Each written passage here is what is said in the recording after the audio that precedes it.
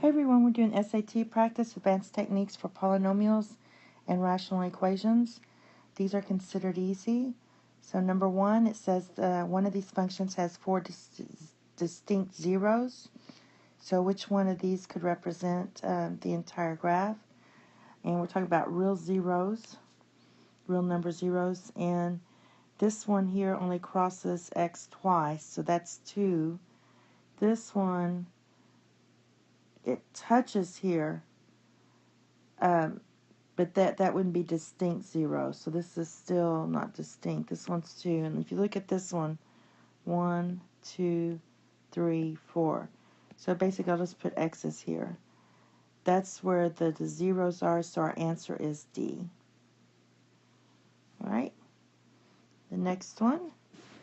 Which of the following rational functions could represent the graphs? Well, we notice we have a hole here. And if you know from Algebra 2, when you have a hole, that means it's a factor that can cross out. So basically, none of these three is a factor that you can cross out. This one you can. So we factor out a 3, you get x minus 2, x minus 2. That's your hole. So there's your hole right there. And then we do have r of x equals the 3, which is your constant line here. So the answer is D. All right. And then this one's pretty easy, whereas values of x undefined, that just means the denominator can't be 0. So we have 3 pieces here. So I'm going to set each of these 3 pieces to 0.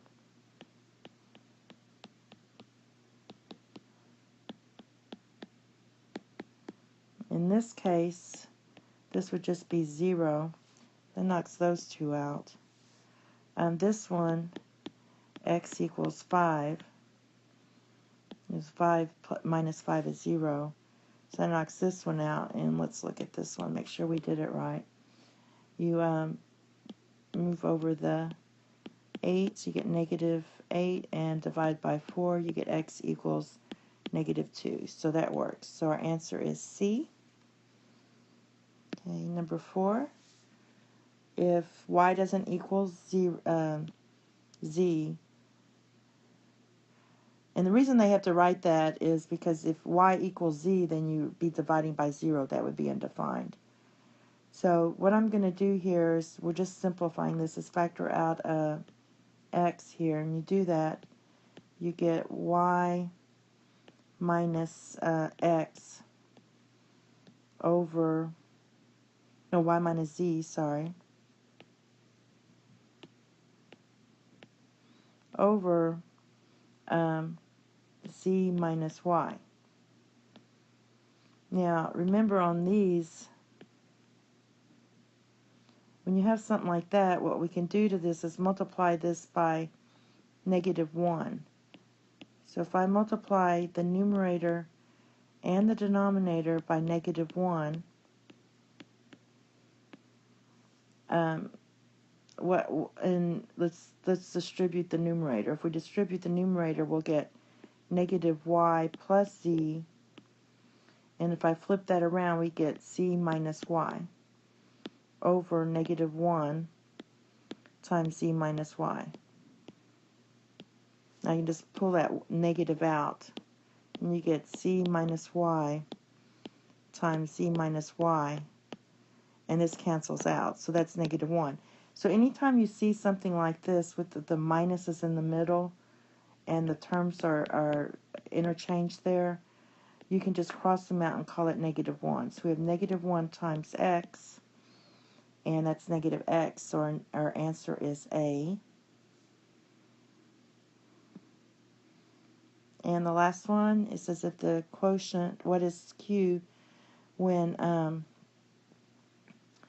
this trinomial is divided by x plus 2. So I'm not going to really do long, and it says x can't be negative 2 because you're dividing. So what I'm going to do is just factor this out here.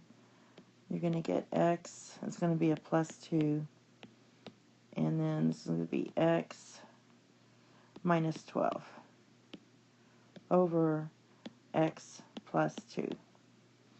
And so q equals our, what didn't cross out, so x minus 12. So that would be B. Okay, the next set we do is going to be medium. We're going to do 2 sets of mediums and then 2 sets of hard. Thank you and have a nice day. Bye-bye.